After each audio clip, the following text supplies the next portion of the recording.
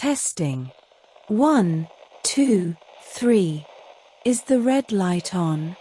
Good. Hello, mainland. Can you hear me? This is Tina. You have stumbled upon the frequency of the ghosts. Don't touch that dial. Don't try to trace the signal. You won't find me on a map. I am broadcasting from a place that doesn't exist anymore. A blank spot on your GPS. A black hole in the middle of Europe. Tonight, the air in the zone tastes like ozone and wet iron. It's the smell of a storm that never breaks. I am sitting in a room with walls painted a peeling, surgical blue. There is a microphone in front of me that was made in 1985. It smells of old dust and forgotten words. But I am not alone. If I look out the window, through the glass that is cracked like a spiderweb, I can see him. 2 glowing points in the darkness. Amber lamps. My red fox. He is sitting on the broken asphalt, right at the edge of the light cast by my battery lamp. His tail is wrapped around his paws, neat and polite. He looks like a statue made of copper and shadow. He is watching me. He always finds me. No matter where I set up my equipment, be it the radar station, the hospital basement, or this old radio center, Rusty is always there within the hour. He is my only true friend here. The only heart that beats in sync with mine.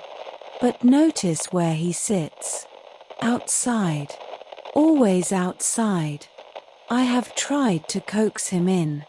God knows, the nights here are cold enough to freeze the breath in your lungs. I have left the heavy metal door ajar. I have left tins of meat just inside the threshold. I have called him, softly, the way you call a frightened child. But he never crosses the line. He will come to the door frame. He will stretch his neck, sniffing the stagnant air of the corridor. And then, his ears will flatten against his skull. His hackles, that thick, red fur along his spine, will rise. He will let out a low, vibrating whimper, a sound of pure, primal wrongness. And he will back away. Rusty knows. He knows what you tourists and thrill-seekers refuse to understand. The buildings in the zone, they are not empty. You think they are just concrete shells? You think they are just dead monuments to a failed empire? No. The buildings are containers. They hold the silence. They hold the echoes of the panic from April 26th. And they hold things that have crawled into the shadows to sleep. Rusty sees them. Or smells them. He knows that the moment you step under a roof in the exclusion zone, you are no longer the hunter. You are the guest. And the hosts are not hospitable. He wasn't always this cautious. Or perhaps, he wasn't always this trusting of me. Let me tell you how we met. It's a story I haven't told anyone. Not even the stalkers who trade canned milk for my information. It was 3 years ago. Or maybe 4. Time is a loop here. It was autumn. The red forest was burning with color orange, crimson, toxic yellow. I was walking near the old railway embankment, scavenging for filters. I heard a scream. It wasn't a human scream. It was high-pitched, jagged, full of terror. I followed the sound through the brush, ignoring the clicking of my dosimeter. I found him in a gully. A poacher, some bastard from the mainland, had set a wolf trap. Old, rusty, serrated steel jaws. But he didn't catch a wolf. He caught a young, scrawny fox. His leg was a mess.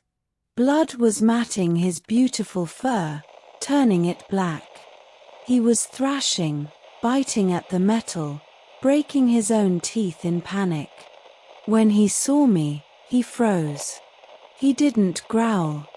He just looked at me. I have never seen such despair in living eyes.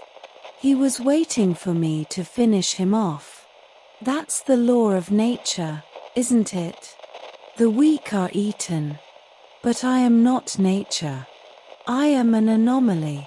I took off my heavy jacket and threw it over his head to blind him, to keep him from biting me. He struggled, he screamed under the fabric. I could feel his small heart hammering against my hands like a trapped bird. The trap was rusted shut. I didn't have tools. I used a rock. I used my knife as a lever. I used my own fingers until my nails broke and my own blood mixed with the rust. I prayed to whatever gods listen in this godforsaken place. Click. The jaws sprang open. I pulled the jacket away. He didn't run. He couldn't run. He lay there, panting, his side heaving. I poured water from my canteen onto his snout. I washed his wound. I expected him to bite me the moment he recovered. A wounded animal is dangerous. But he didn't. He dragged himself a few meters away, then stopped. He turned his head. He looked at me for a long, long minute. In that look, there was a transaction. A contract signed in blood and rust. He limped away into the ferns. I thought I'd never see him again. 2 days later, I was sleeping in a farmhouse near the river. I woke up because something was scratching at the door. I opened it, gun in hand. There he was, sitting exactly as he sits now, waiting, watching, guarding. He is my totem. He is my external conscience.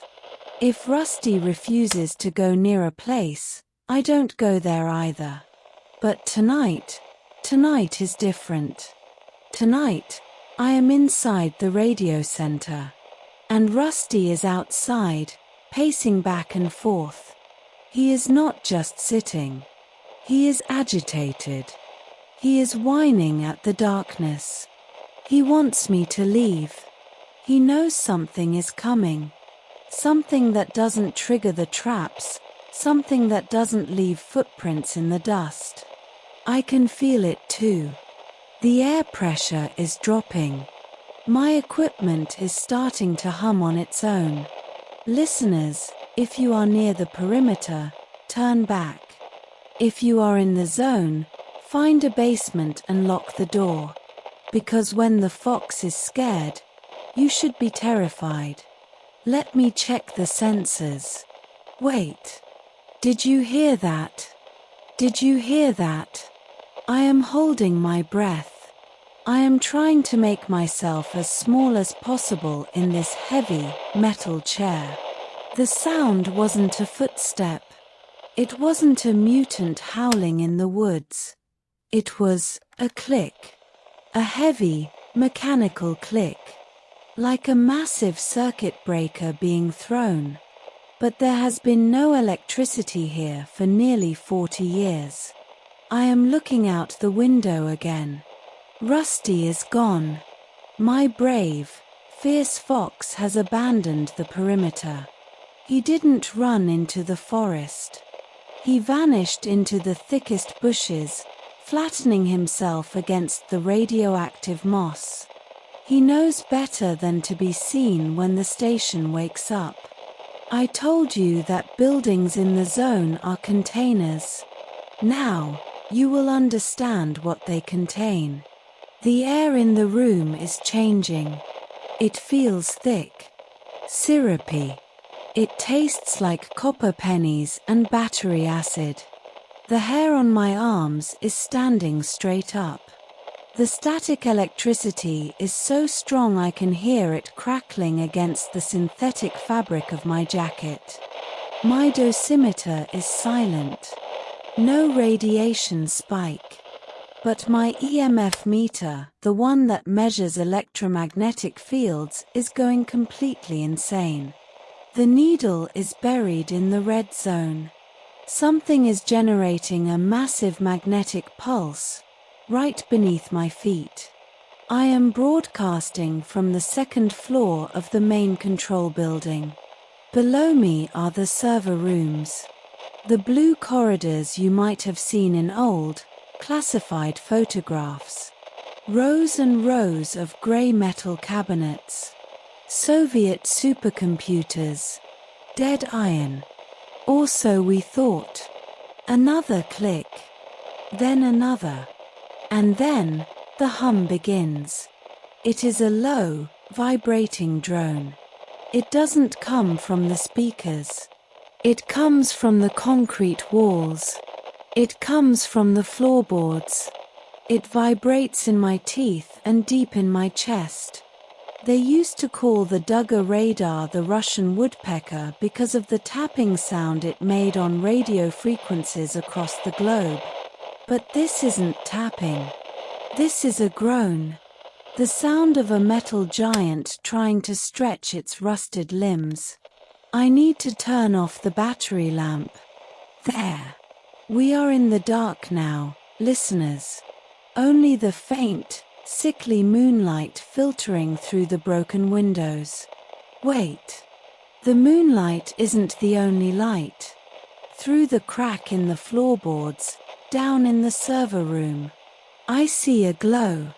It's an ugly, pale orange light. Like the glow of old vacuum tubes warming up.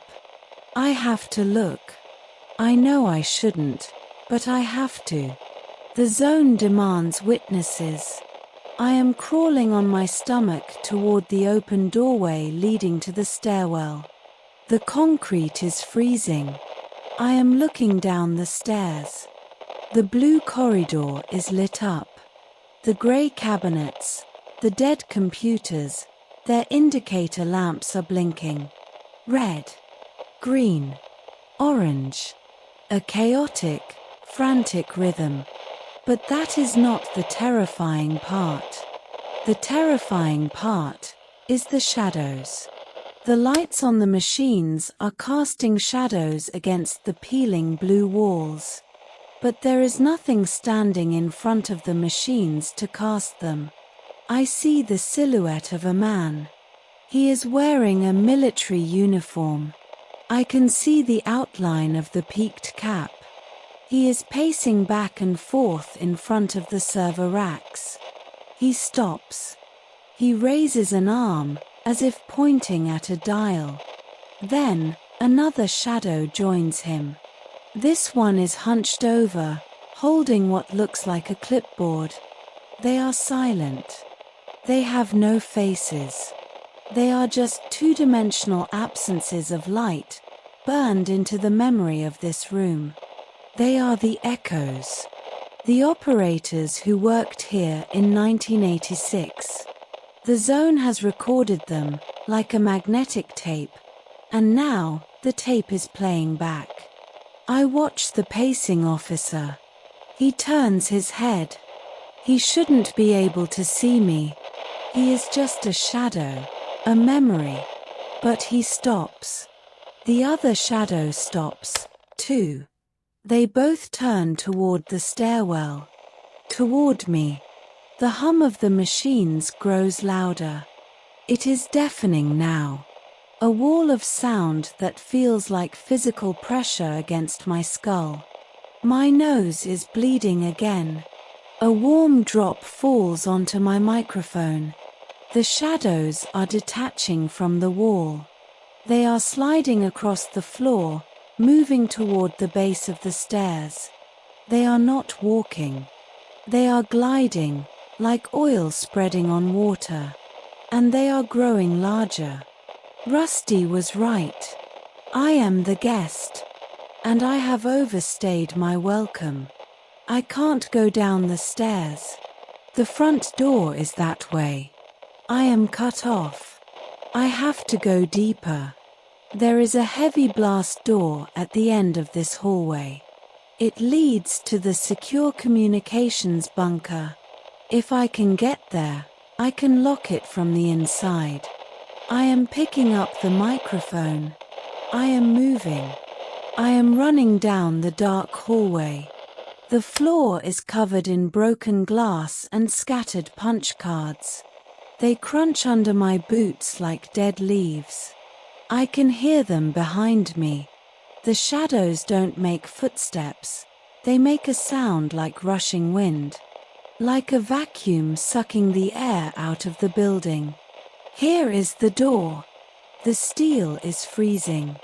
The wheel lock is rusted. Come on, turn. It's turning.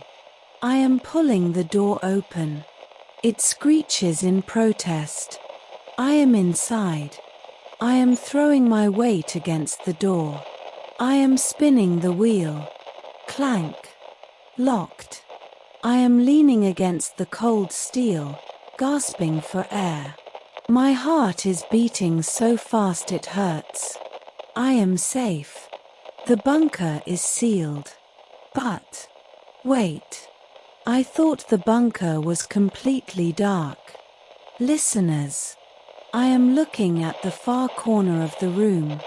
There is a dim light here, too.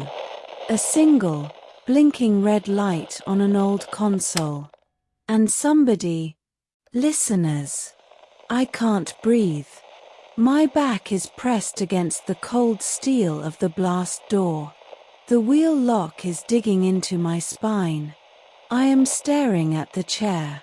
It's an old, swivel operator's chair, bolted to the floor in front of a massive radio console.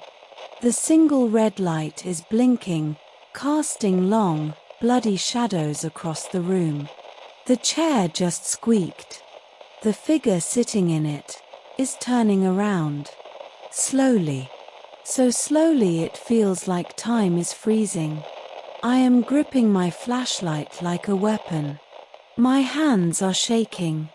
I am shining the beam directly at it. It's not a shadow. It's physical. It is wearing a heavy, olive-green rubber suit. A Soviet NBC suit. Nuclear, biological, chemical protection. The kind the first liquidators wore. The rubber is cracked and covered in decades of grey dust. It is wearing a gas mask. The old kind, with the round glass eyes and the heavy filter tube hanging down like an elephant's trunk. I am pressing myself harder against the door. I want to scream, but my throat is completely dry. The figure isn't moving toward me. It is just sitting there, staring at me through those dark, dirty glass lenses. I take a step forward. Just one. The floorboards groan. Who are you? I whisper. My voice sounds pathetic. Small. The figure doesn't answer. But the radio console does. Suddenly, the massive speakers mounted on the concrete walls burst into life. A wave of white noise hits me like a physical blow. It's deafening. Hissing, popping, crackling static. And then, the static parts like a curtain. A voice comes through the speakers. But it's not just one voice. It sounds like 100 voices, all speaking at once, layered over each other. Men, women, children. Attention. Attention. I know that broadcast. Everyone who lived here knows that broadcast. It's the evacuation announcement from April 27, 1986. But the voices are wrong. They are distorted. They are weeping. We are waiting for the buses. A woman's voice breaks through the static. Where are the buses? My baby is sick. The reactor roof is open. A man whispers, his voice trembling. I looked down. It's a volcano. We are burning. I drop to my knees and cover my ears. Stop it. I yell at the figure in the suit. Turn it off. The figure slowly raises a gloved hand. The rubber cracks. It points a finger not at the console, but at me. The voices shift. The evacuation announcement fades. The static swirls, tuning into a different frequency. And then, a new voice speaks from the speakers. It is crystal clear. Tina. My blood turns to ice. It's my mother's voice. Tina, why didn't you get on the bus with us? She says. She sounds so tired. So disappointed. We waited for you. We looked for you in the crowds. Mom. I whisper. Tears are burning my eyes. I am crawling toward the console now. I don't care about the figure in the gas mask anymore. I just want to hear her. It's a trick, I tell myself. The zone is playing tricks. I told you before, the Krug station is a resonator. It pulls your deepest guilt and plays it back to you. My guilt is that I ran. I hid. I didn't want to leave my home, my dog, my room. I hid in the basement of our apartment building while the soldiers forced everyone else onto the buses. I thought I could wait it out. You stayed in the poison, Tina, my mother's voice echoes through the bunker. And now you are part of it. You are just a ghost broadcasting to the living. I reach the console. I grab the heavy microphone attached to it. I am alive. I scream into it. I am surviving. I am the voice of this place. The figure in the gas mask leans forward. Slowly, it reaches up to the heavy rubber straps of the mask. It pulls them loose. I stop breathing. I watch as the mask is pulled away. There is no face underneath. There is no skull. No flesh. Inside the collar of the suit, there is only a swirling mass of pale blue light. It looks like St. Elmo's fire. It crackles with the same energy that is making my EMF meter scream. It is the resonance. It is the energy of the zone itself, wearing an empty suit. The entity gestures toward the blinking red light on the console. I look down. The light isn't a power indicator. It's a recording light. The reels of magnetic tape on the machine are spinning.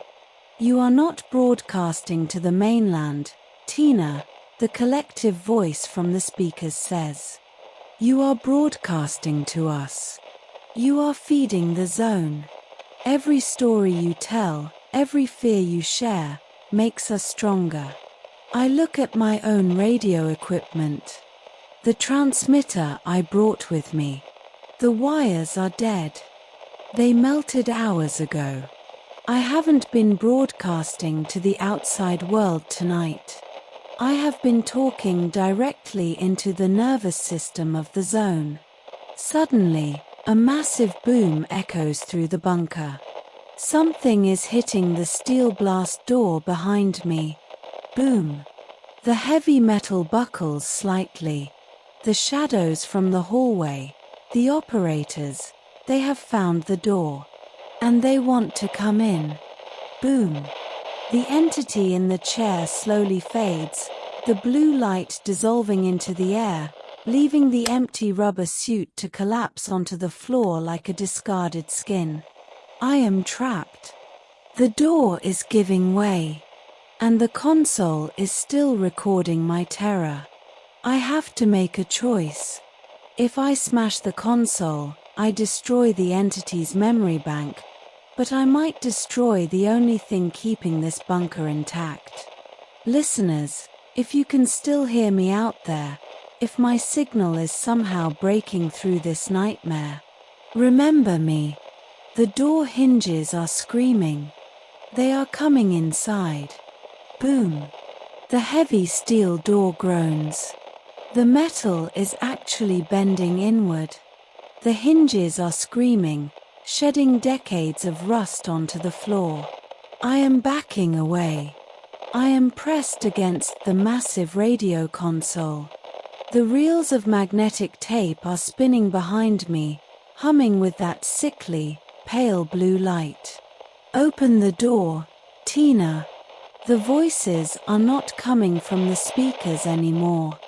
They are coming from the hallway. Hundreds of them. The echoes of the operators.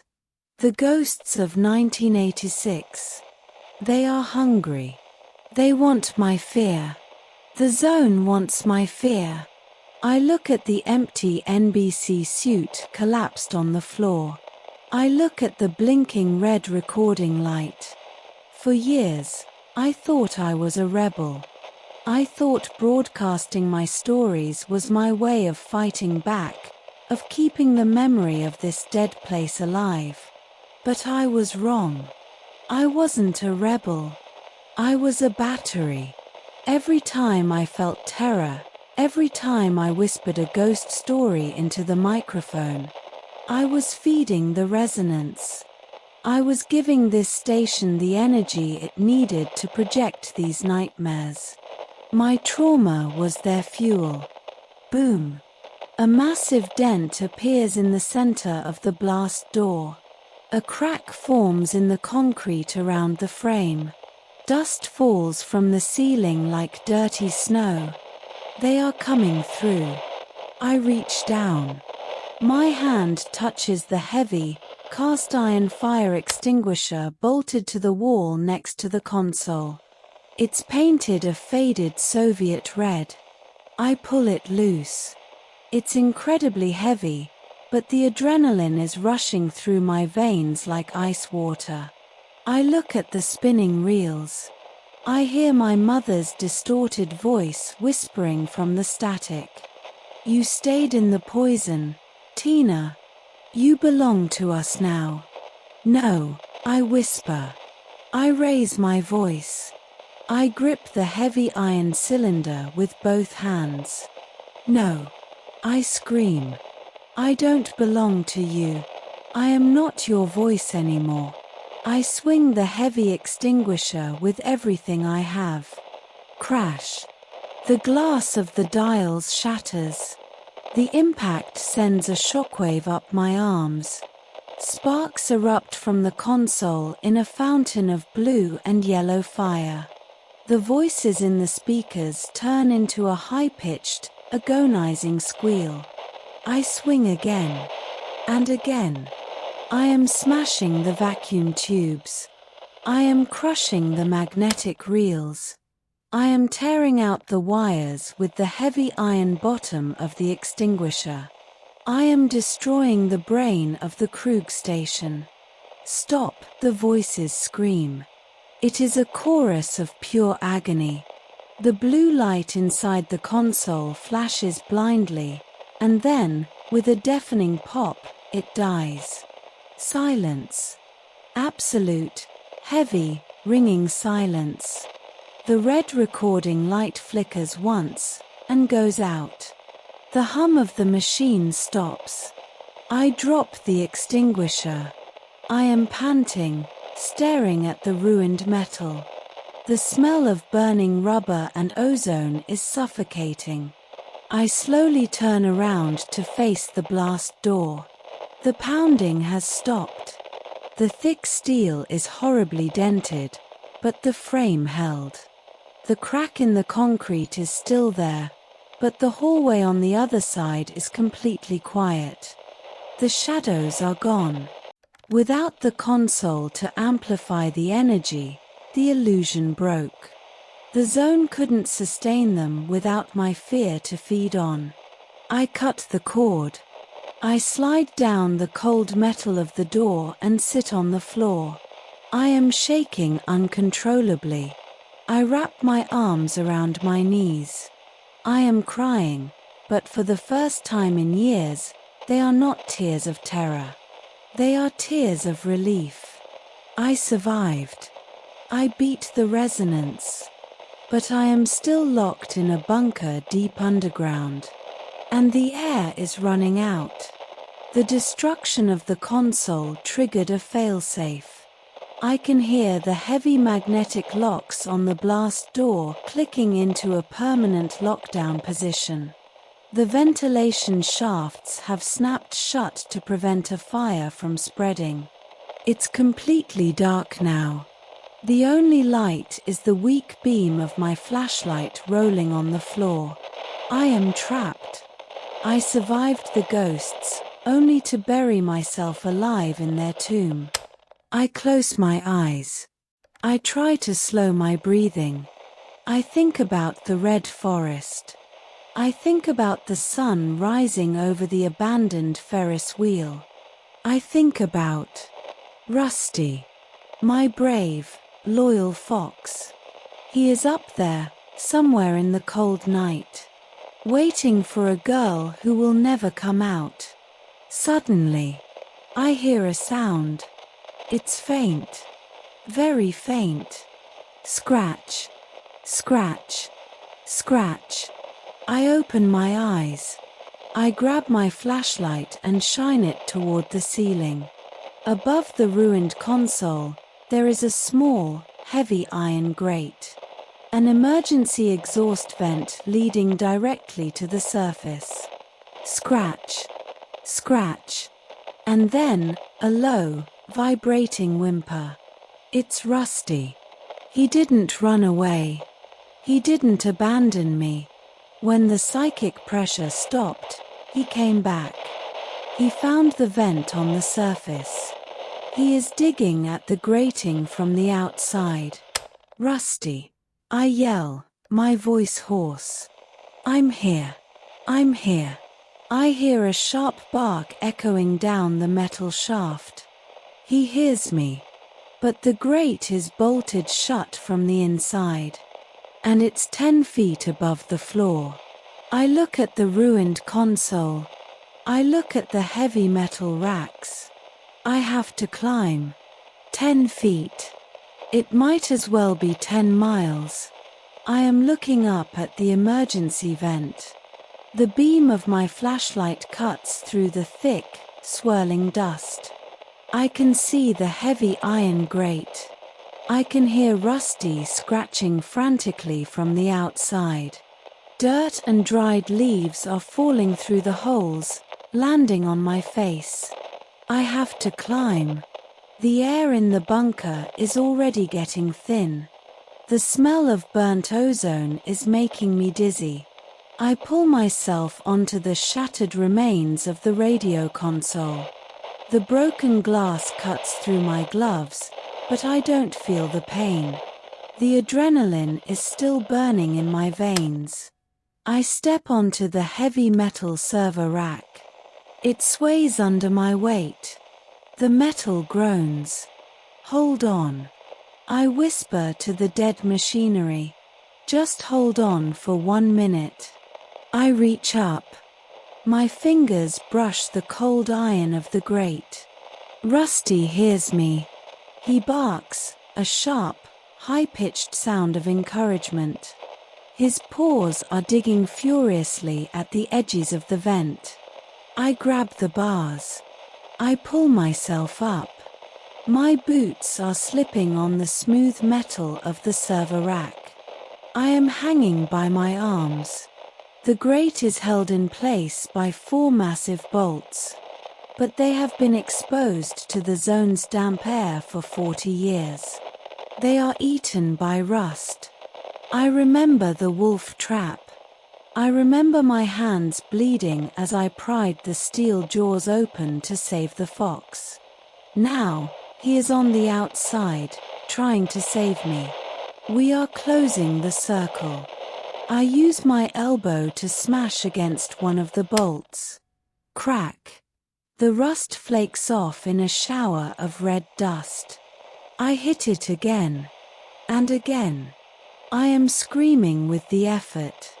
All the anger, all the fear, all the guilt I carried for staying in this radioactive wasteland. I put it into my arm. Snap. One bolt gives way. I shift my weight. I push my shoulder against the heavy iron square. Push, Rusty. I yell, half laughing, half crying. Dig. I push upward with everything I have left. My muscles are tearing. My lungs are burning. With a deafening screech of tearing metal, the remaining 3 bolts snap. The heavy iron grate flips upward and crashes onto the dirt outside. Cold, freezing night air pours down into the shaft. It tastes like pine needles and wet earth. It is the best thing I have ever tasted. I pull myself into the narrow concrete shaft. It's a tight squeeze. My jacket tears against the rough walls. Panic flares in my chest, the fear of getting stuck underground, but I see the stars. I see the purple, bruised sky of the exclusion zone. I reach the top edge. 2 strong paws grab the collar of my jacket. Rusty is pulling with his teeth, growling with effort. I scramble over the edge and collapse onto the wet, radioactive moss. I am out.